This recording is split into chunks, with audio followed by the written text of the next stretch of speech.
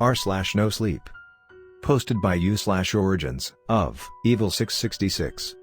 My basement has rules, and today I broke one. Hello, I don't know where to start with typing this because I am hiding in the bathroom. I know this might not be for the best, but this is what I was told to do. The basement has certain rules that it expected me to follow, but I thought for sure this was a sick joke from her because she's always been the one with black humor. I will list the rules so you guys are aware of them. 1. Never touch the door in the back of the basement. If you do, then hope for a swift death. 2. The sword in a case that's hung on the side of the basement, its spot is to not be altered. 3. If you hear sounds from the door in the back of the basement, you are to scream at the top of your lung, Marissa. 4. Never scream between 4 to 5 p.m. on the weekends, you cannot be saved if you do. 5. If you hear water dripping from the attic, hide underneath the blanket and don't remove it even if you spot someone come into the basement.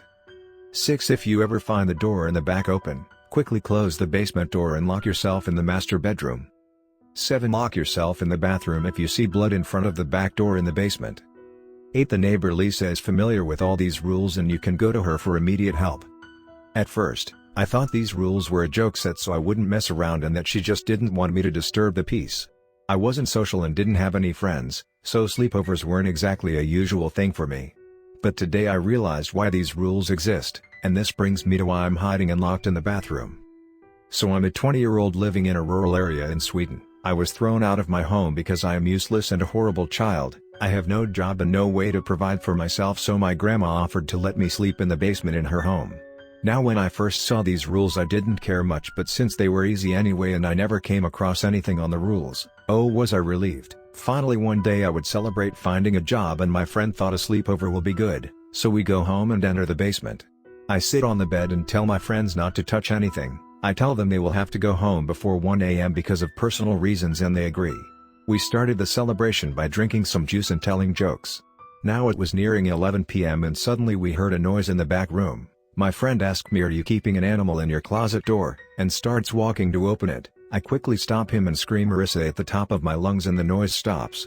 My friends are now weirded out.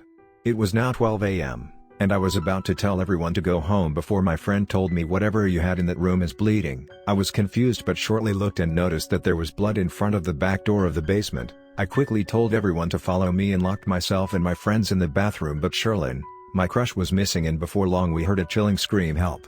Before complete silence, and now my friends were scared and crying. I was shaking and told them if we were silent it would not hear us and come at us. Suddenly bam, someone hit the door and started twisting the handle to try to getting in.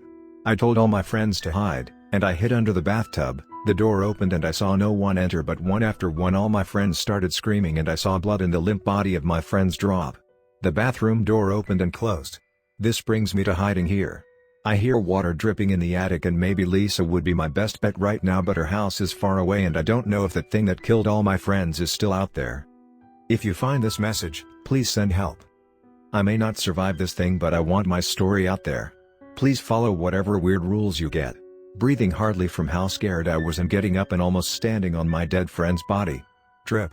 Drip. Drip.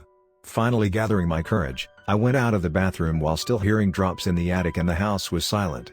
The sound of laughter from me and my now dead friends was gone, and it was as if we abandoned the house with no sounds of anything at all, not even the TV we had left playing in the basement. Now my goal was to find Lisa and ask her for help, but to do this I'd have to go out the front door and run at least 15 minutes to get to her house. Going to the kitchen, there were footprints of what seemed like blood going to the basement, and then I heard it. In the basement was a loud rumbling in what I assumed was my drawer where I keep unique rocks I find while out on the beach sometimes. I made my way to the front door and looked back to make sure it was not coming when I saw it. In the kitchen's corner was a figure, dark, silent, and the only thing you could see was the blood on its razor-sharp teeth.